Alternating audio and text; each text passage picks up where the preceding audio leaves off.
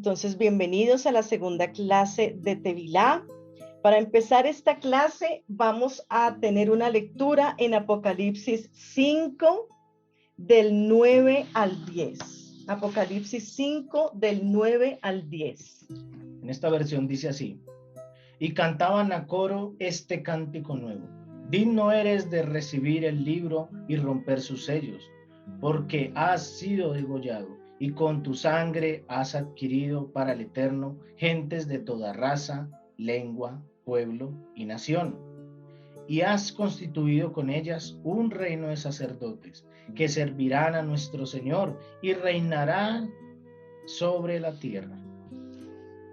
Eso es lo que estamos trabajando en esta tierra. Estamos trabajando nuestras vidas y nuestra naturaleza para que el Señor pueda, en un tiempo futuro no muy lejano, constituirnos como esos sacerdotes y reinar con Él en la tierra. Para ser sacerdote o rey era necesario hacer tevilá en los tiempos de la Torá. Luego de la purificación, para el sacerdote venían otras exigencias adicionales que no tenía el rey. Y si la palabra dice que nosotros hemos sido constituidos reyes y sacerdotes, tenemos mucho que vivir en Hashem. Cuando el rey era ungido como rey, él hacía tevilá, pasaba por el ungimiento con ese cuerno de aceite, se le entregaban las llaves del reino y él tenía que empezar a trabajar. Por la Torá sabemos que el rey tenía que escribirse una copia de la Torá o del libro de Devarim para que pudiera leerla todos los días. El sacerdote debía hacer purificación y empezaba a desarrollar todo su sacerdocio y su tarea levítica de acuerdo al clan de la tribu que pertenecía, porque tenían diferentes oficios. Pero definitivamente cuando uno se constituye servidor del Eterno, es necesario que hagamos tevilá. Nosotros hemos sido constituidos y llamados a reinar juntamente con Él, pero a servirle por la eternidad. Y por eso la doctrina de las purificaciones es para cada uno de nosotros. En esta noche vamos a ver que para el sacerdocio levítico existen 3 tipos de inmersiones. Esto es a manera de contexto, porque definitivamente creo que entre nosotros no hay levitas, no hay de la tribu de Leví, no hay Cohen, no hay de apellidos Cohen.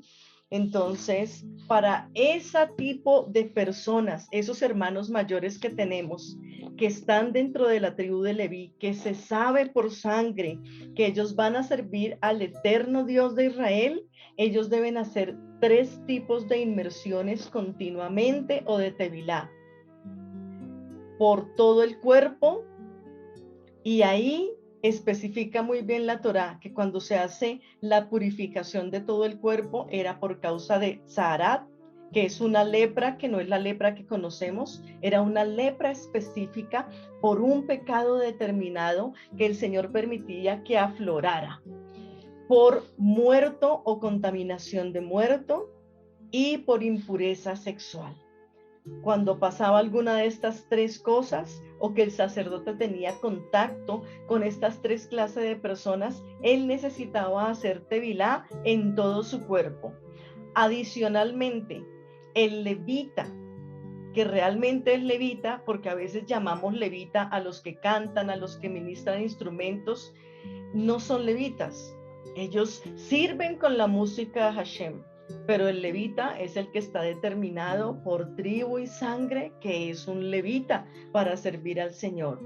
El levita también debe hacer lavado de manos continuamente para el servicio a Hashem. Y el levita también está escrito en la Torá, en el libro de Levítico y Números, que ellos deben estar haciendo continuamente lavado de manos y pies. Si lo vemos en el tabernáculo, es totalmente lógico que continuamente tengan que estar haciéndose estas purificaciones, porque los levitas recibían todos los sacrificios que eran traídos al templo. Entonces imagínense las vestiduras, las manos y los pies salpicados en las sandalias de todo lo de un animal. Entonces es totalmente lógico que el Señor pida estos tres tipos de purificaciones para el sacerdocio levítico. Todo el cuerpo por lepra, muerte o impureza, lavado de manos y lavado de manos y pies. Esto a manera de información, porque a veces la gente nos va a pedir cuentas y nos va a decir, no, pero es que esto es de la ley, pero es que tú no te puedes confundir. Es muy bueno que nosotros tengamos esta información y la tengamos clara en nuestra mente, totalmente clara, para que no nos confundamos y hagamos una doctrina tercera de algo que no es real y que no está estipulado ni mandado para nosotros, porque no pertenecemos a ese sacerdocio levítico. Y para entender esto, hemos hecho y diseñado este cuadrito que nos va a servir mucho para ubicarnos dentro de la historia de la tevilá que tenía que hacer el sacerdote. Porque vamos a ver en el desarrollo de esta clase que si el Señor nos constituye a nosotros reyes y sacerdotes, no levitas, reyes y sacerdotes, entonces nosotros también vamos a necesitar y a seguir necesitando una clase de purificación especial y vamos a trabajar entonces en lo que dice la palabra. La inmersión sacerdotal de todo el cuerpo para el sacerdote, como vimos, es por lepra o por tzarat, por contaminación con muerto y por impureza sexual. Y vamos a ver en cada una de estas tres tipos de purificación que tenían que hacer, ellos deberían hacer cosas diferentes. Y de aquí vamos a aprender algo. Entonces, la inmersión sacerdotal de todo el cuerpo por tzarat o lepra está en Levíticos 14 del 1 al 32. Levítico 14 del 1 al 32. Ahí se encuentran todas las ordenanzas sobre el caso de tzarat o lepra. Y vamos a leer entonces del 1 al 32. Dice así: el Señor dijo a Moshe: este será el ritual para la purificación del leproso. El día en que haya de purificarse, será llevado al sacerdote, que saldrá fuera del campamento y examinará al enfermo. Si comprueba que la lepra está curada, el sacerdote ordenará traer para el que ha de purificarse 2 aves vivas y puras, junto con madera de cedro, una cinta escarlata e hisopo. El sacerdote ordenará inmolar una de las aves sobre una vasija de barro con agua corriente. Después tomará el ave aún viva, la madera de cedro, la cinta escarlata y el hisopo, y los mojará en la sangre del ave, inmolada sobre la vasija con agua corriente.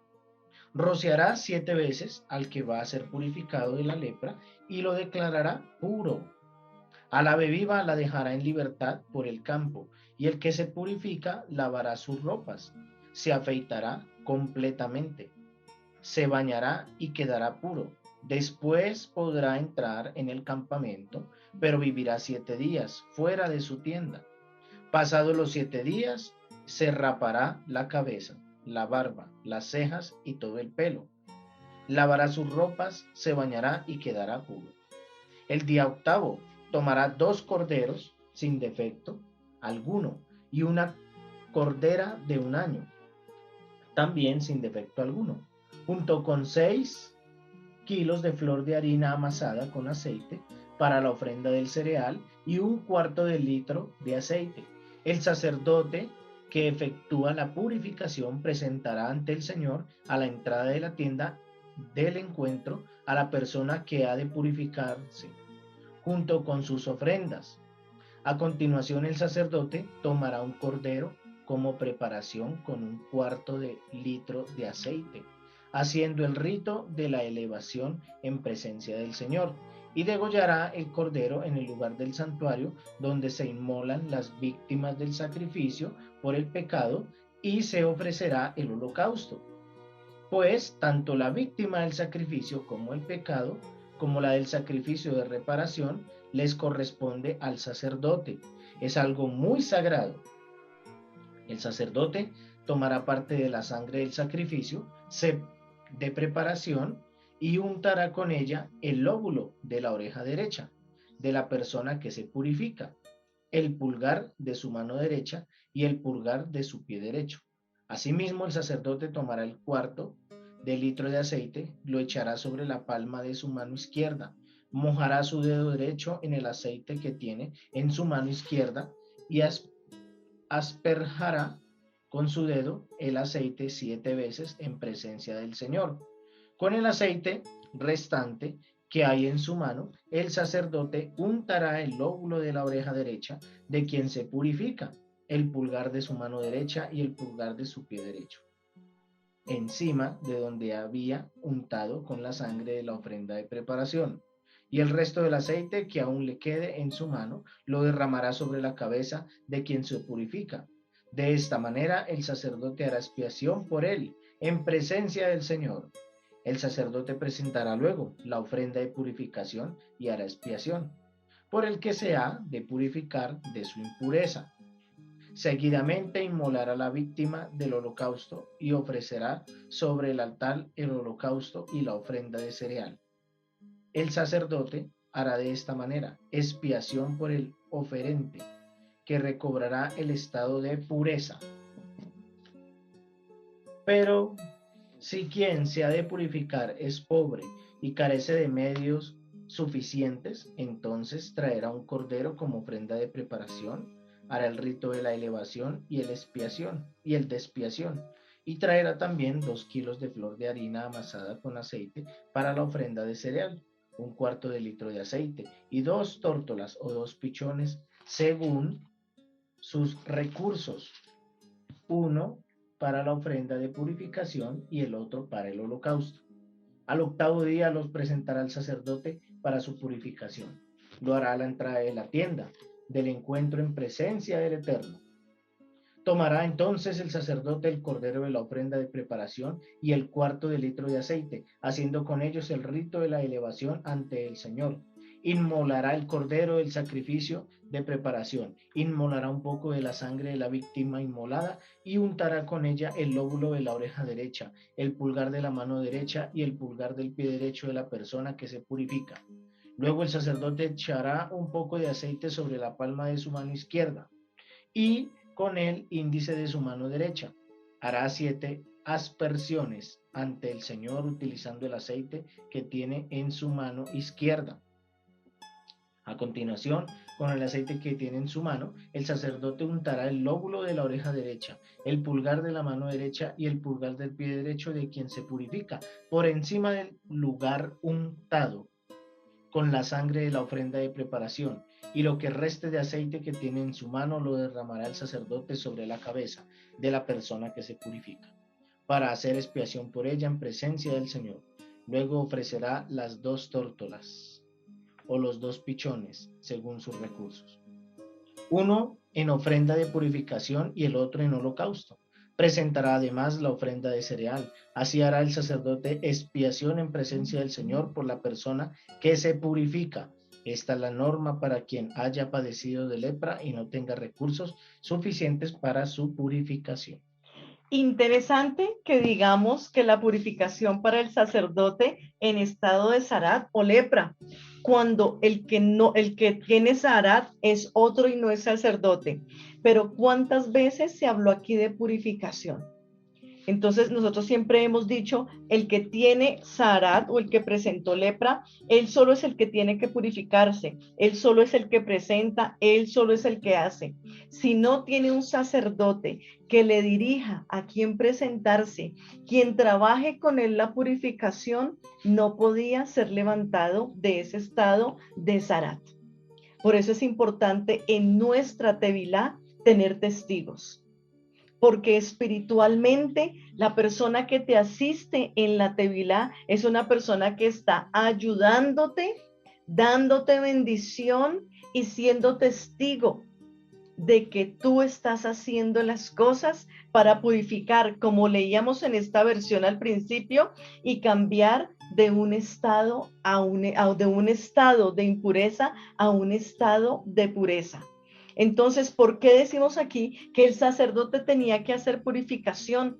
Porque el sacerdote quedaba untado de la sangre del animal, de aceite, de flor de harina.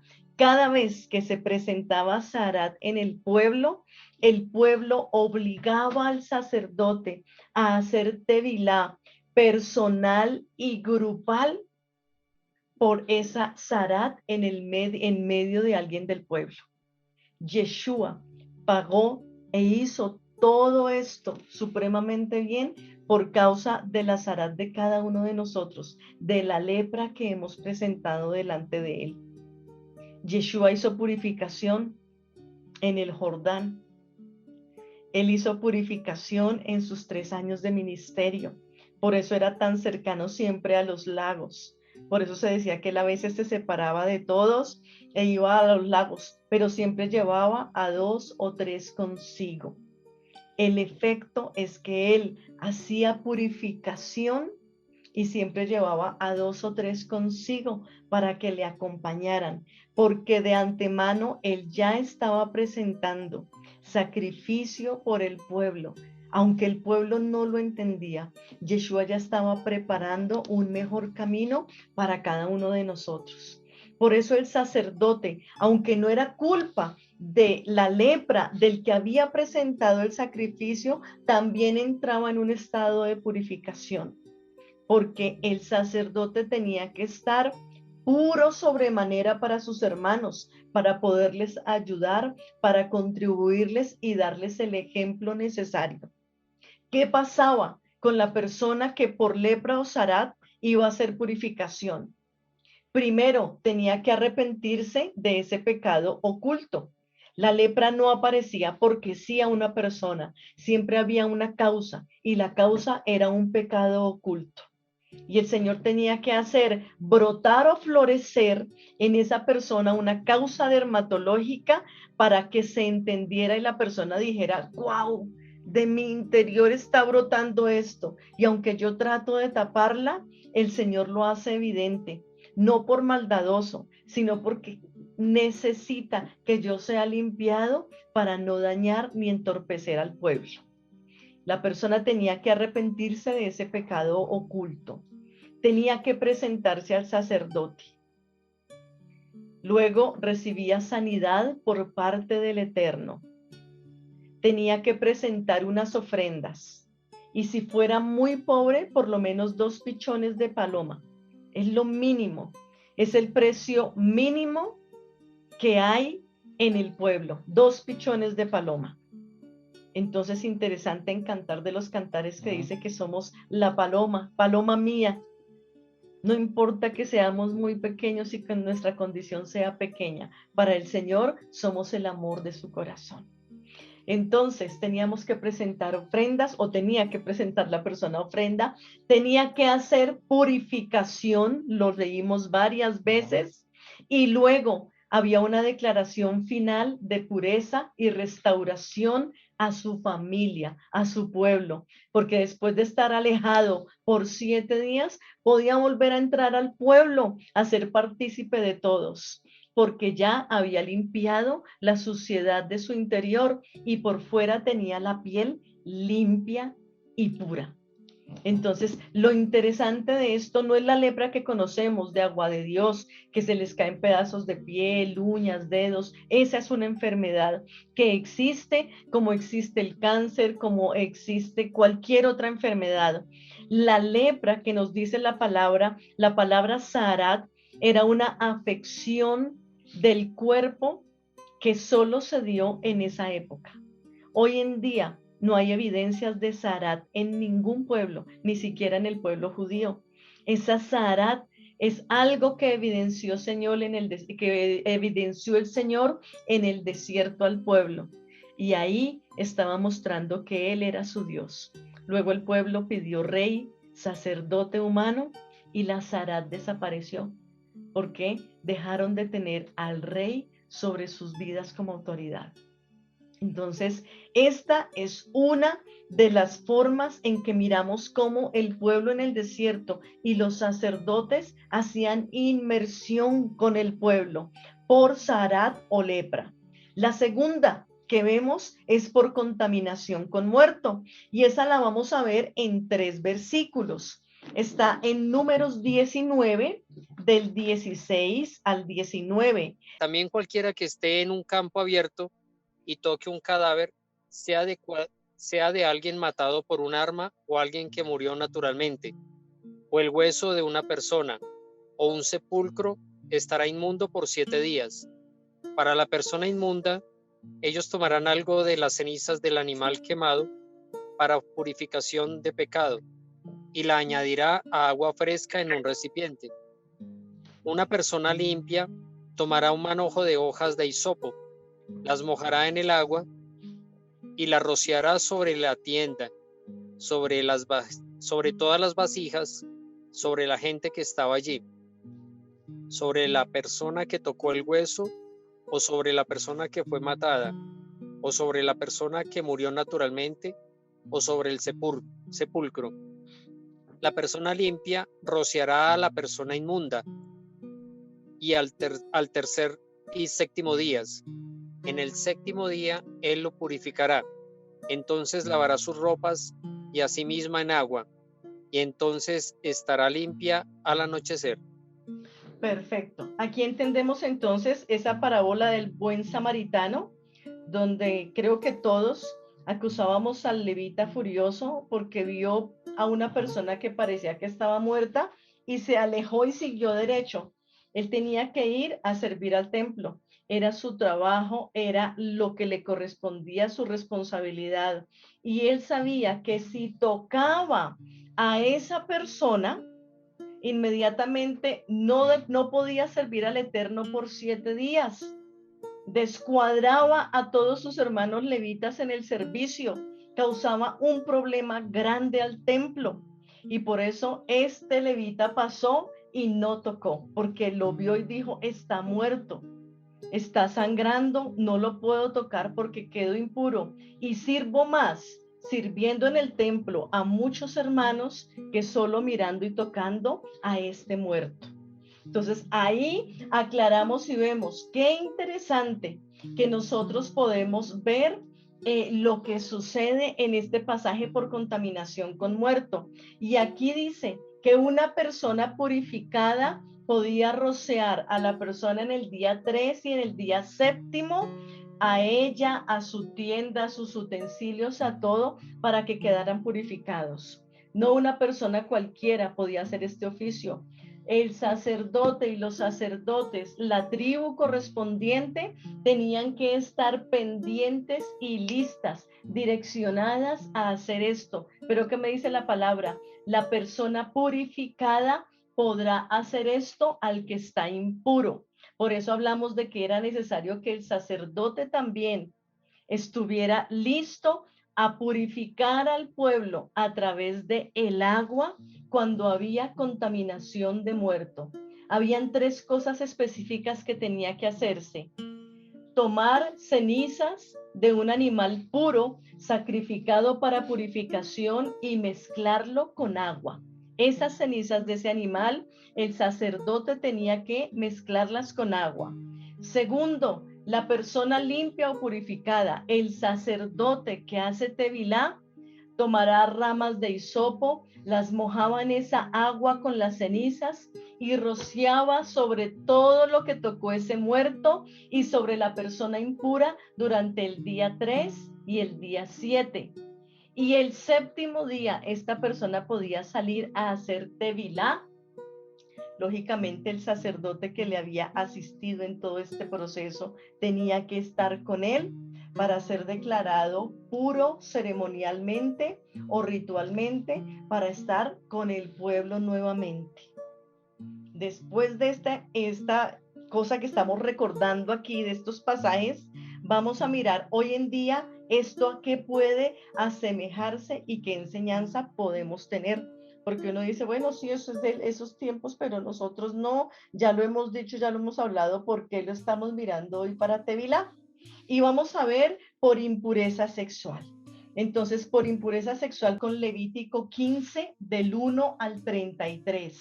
Y vamos a mirar ese caso de la purificación por impureza sexual. Levítico capítulo 15, versículo 1 al 33.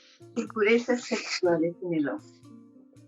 El Señor les ordenó a Moshe y Aarón que les dijeran a los israelitas: si algún hombre tiene un derrame seminal, tal derrame es impuro, lo mismo que el hombre, ya sea que su órgano sexual emita el flujo o que el flujo obstruya el órgano. El flujo causa impureza en los siguientes casos. Será impura cada cama donde se acueste el afectado por el flujo, lo mismo que todo objeto sobre el que se siente. Todo el que toque la cama del afectado por el flujo deberá lavarse la ropa y bañarse, y quedará impuro hasta el anochecer.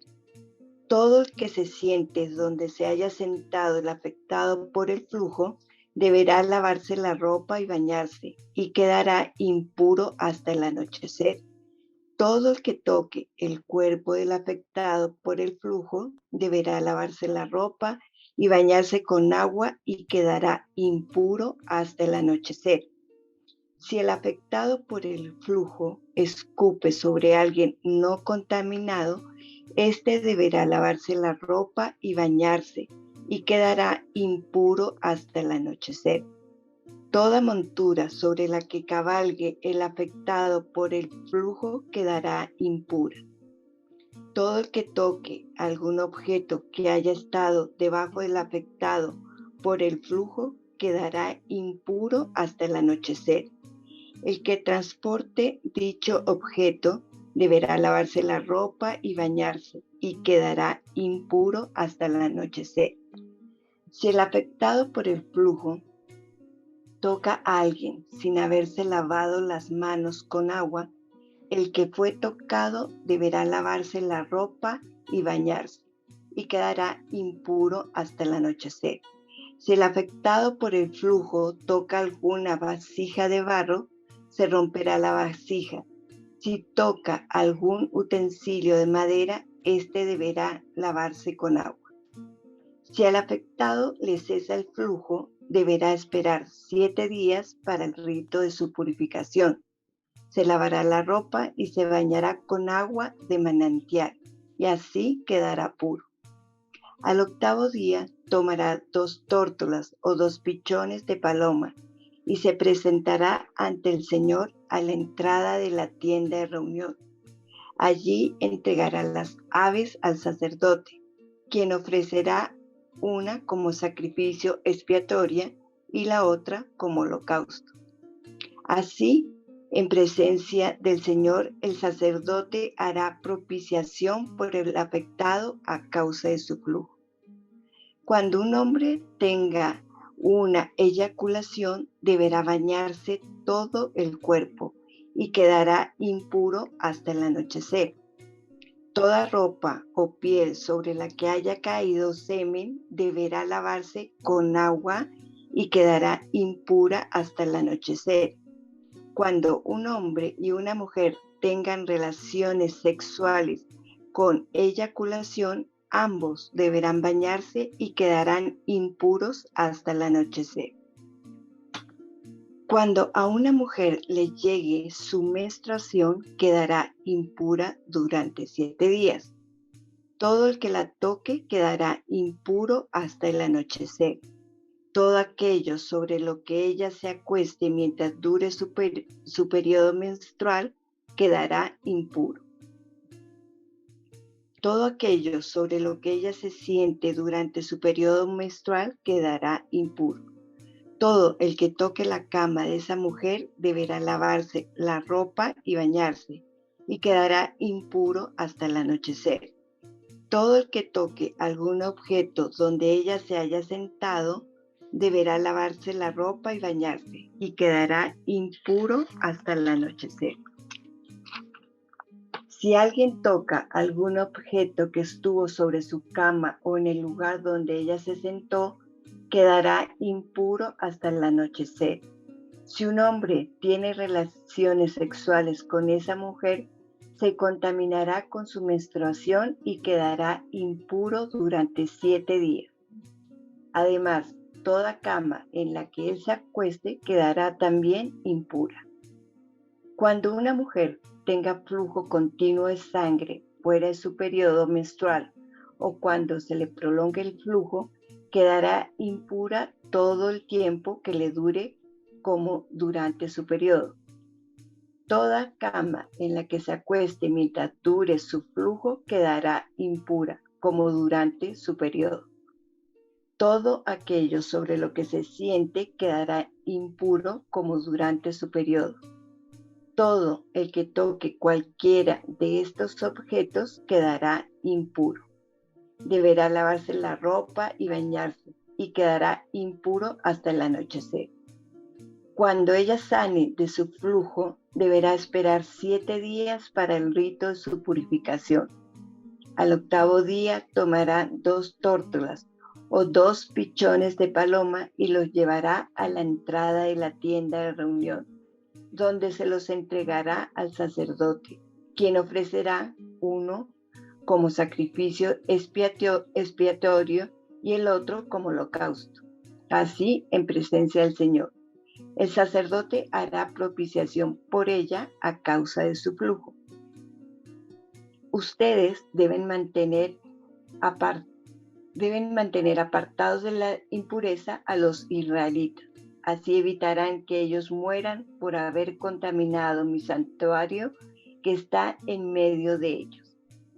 Esta ley se aplicará a quien quede impuro por derrame seminal, a la que tenga flujo menstrual, al hombre y a la mujer que tenga relaciones sexuales con eyaculación y a quien tenga relaciones sexuales con una mujer impura.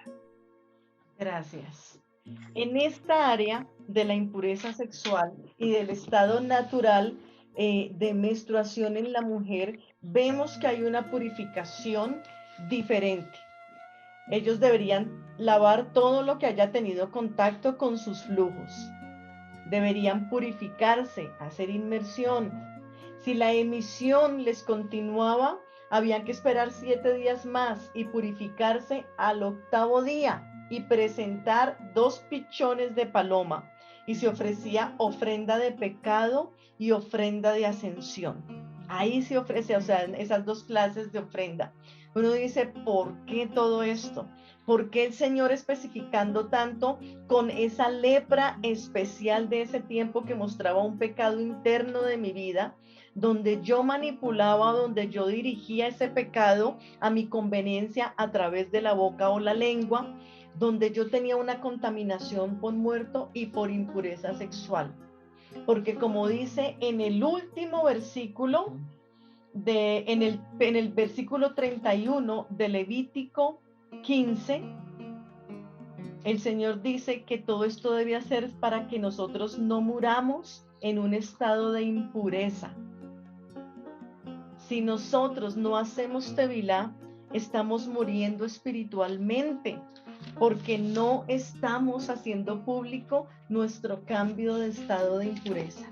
La tevilá definitivamente es una evidencia y es una muestra de obediencia que yo tengo para con el Señor primeramente y para con el pueblo, de decir, yo no quiero morir en un estado de impureza ritual ni ceremonial con mis hermanos. Quiero ser pueblo y quiero vivir purificándome y presentándome mejor delante del Señor.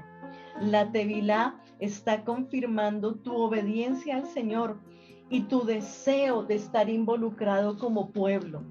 No podemos pensar o asumir que vamos a hacer tevilá y cada uno por su lado, ellos verán. No, la tevilá me integra a mí como pueblo.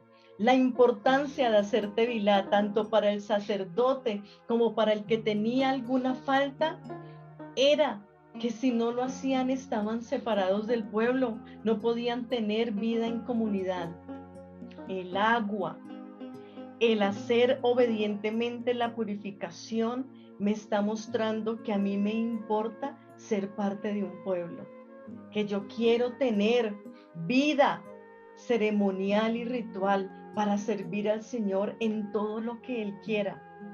La tevilá, la purificación es importante, porque no solo soy testigo yo, con Dios, de que estoy realmente entregándome diciendo, Señor, sé que lavaste, purificaste mi vida y perdonaste todos mis pecados, pero yo también estoy mostrando mi obediencia. Yo también estoy utilizando este cuerpo físico para mostrarte que ahora lo uso para gloria de tu nombre. Y aparte de eso, yo sé que hacer Tevilá me hace estar aceptado en tu pueblo. Soy parte de ellos y así como ellos obedecen, yo me integro a sus vidas para obedecer el mandato de la purificación. ¿Cómo podemos aplicarlo a estos días? Hay algo que me gustaría anexar allí. Sí. Recordemos a Mirjam, a Moshe y a Aarón. Cuando Mirjam cometió el gran problema de la Lashon Hara, o hablar mal al respecto de Moshe, cuando tuvo su esposa, o tomó a su esposa Cusita, nos habla el texto, dice allí que Mirjam fue separada, apartada, y llegó al punto en que hasta el mismo Hashem esperó a Mirjam y el pueblo no se movió. Tan pronto ella entró y cumplió sus 7 días de estar apartada, la purificación de acorde a lo que mostraba allí la Torá, para el caso de las mujeres y más, fue cuando ella ingresó de nuevo al pueblo y la nube subió y el pueblo marchó. Entonces es importante ver que Hashem nos habla en su Torá y nos muestra en la Torá 3 aspectos importantes en los cuales dice ser santo porque yo soy santo.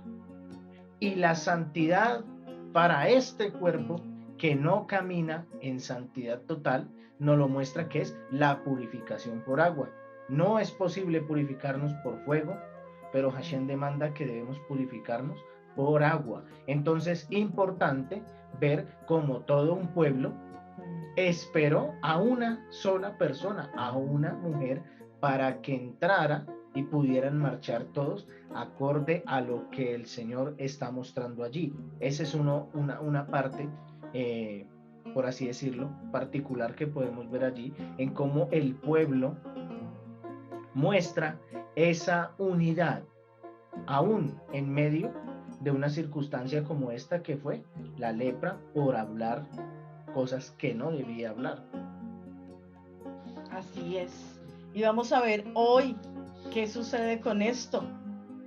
Vamos a ir a Isaías 1, del 1 al 6. Visión que tuvo Isaías, hijo de Amós, concerniente a Judá y a Jerusalén en los días de Usías, Jotam, Acaz y Ezequías, reyes de Judá. Oíd cielos y escucha tierra, porque el Señor habla. Hijos crié y los hice crecer, mas ellos se han rebelado contra mí.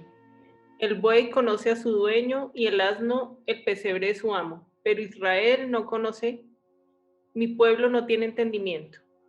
Ay, nación pecadora, pueblo cargado de iniquidad, generación de malvados, hijos corrompidos. Han abandonado al Señor, han despreciado el Santo de Israel, se han apartado de él. ¿Dónde más seréis castigados? ¿Continuaréis en rebelión? Toda cabeza está enferma y todo corazón desfallecido. De la planta del pie a la cabeza no hay en él nada sano, sino golpes, verdugones y heridas recientes no han sido curadas, ni vendadas, ni suavizadas con aceite. Amén. Entonces, hoy en día, ¿qué puede significar esa Sara en nosotros? Partes del corazón que todavía necesitan ser ministradas. Situaciones donde nosotros a veces decimos, definitivamente, yo como que no puedo, no entiendo, no puedo reconocer a Dios en este camino, en esta tribulación. Y cuando tú bajas a Tevilá y entiendes que la purificación es importante, que es un tipo de obediencia que no habíamos conocido, puedes ser liberado. El Señor puede resucitar en ti cosas que habían muerto a través de la Tevilá, porque puedes cambiar de tu estado de pureza, de impureza ritual, a una pureza ceremonial, para que tú entres a tener más temor del Eterno, más reverencia.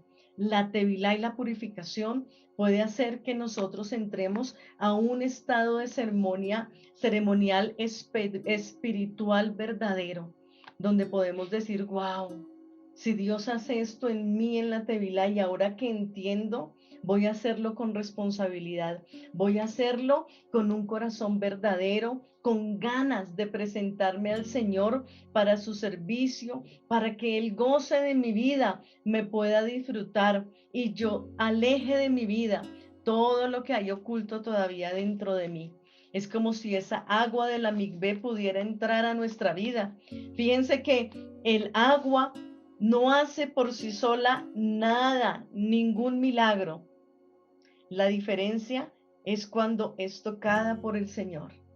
Nosotros debemos ir a hacer tevilá con la convicción y con la fe y la conciencia de que Hashem va a estar en esas aguas, de que Él va a cambiar muchos estados ceremoniales en nosotros, a veces de falta de respeto. Nosotros somos irrespetuosos en algún momento.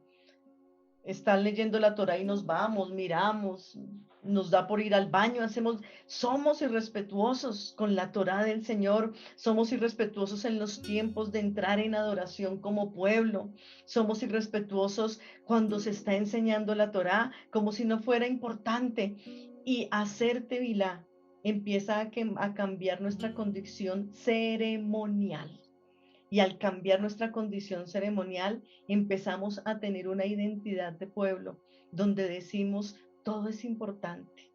Hasta el agua donde yo bajo y me sumerjo, trae una connotación de libertad ceremonial para mí. Nosotros necesitamos en la actualidad ser emblanquecidos por la Torá de el Señor. Necesitamos ser emblanquecidos. Y solo lo podemos hacer si nos entregamos en obediencia. Tevilá es un paso importante para nosotros, porque empezamos a adquirir una madurez y una responsabilidad. Ya no nos van a molestar los testigos que nos ven en la Tevilá. Ellos son una bendición, porque ellos serán mi apoyo en momentos de dificultad, porque estamos uniéndonos ceremonialmente en pureza para con el Eterno. Es muy importante, es de mucha bendición, es especial. Cuando una mujer termina su periodo menstrual y espera los 7 días para bajar a Nidá y se encuentra camino a la migvé con otra mujer y le dice, voy a hacer tevilá, a purificar mi cuerpo, la otra mujer lo celebra y dice, qué bueno, ya está lista para tener vida en tu cuerpo y para estar ahí feliz, para estar ahí con tranquilidad, por contaminación con muerto. Puede presentar o representar la vieja naturaleza, esa inclinación perversa que nos aleja del Señor y nos mantiene cautivos al pecado. Ahí podríamos decir, no, pero hoy en día, ¿por qué la purificación por muerto? No.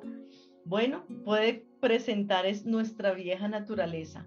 Y vamos a mirar qué dice Romanos 7:24. Miserable hombre de mí, ¿quién me librará del cuerpo de esta muerte? ¿Quién nos puede librar del cuerpo de muerte? Nosotros entregándonos a Hashem voluntariamente. La Tevilá hace que nosotros dejemos a un lado la contaminación de muerte espiritual que nosotros tenemos, porque voluntariamente bajamos a las aguas, porque es tan importante que ni un cabello quede por fuera, porque ese cabello podría representar algo de nuestra vieja naturaleza, que queremos dejar allá en la profundidad de esa agua y salir diferentes. Y por impureza sexual, representa ese pecado que ya traemos dentro de nosotros. Esa es la impureza sexual. Nosotros ya traemos contaminación, la inclinación al mal, debido a la desobediencia de nuestros primeros padres.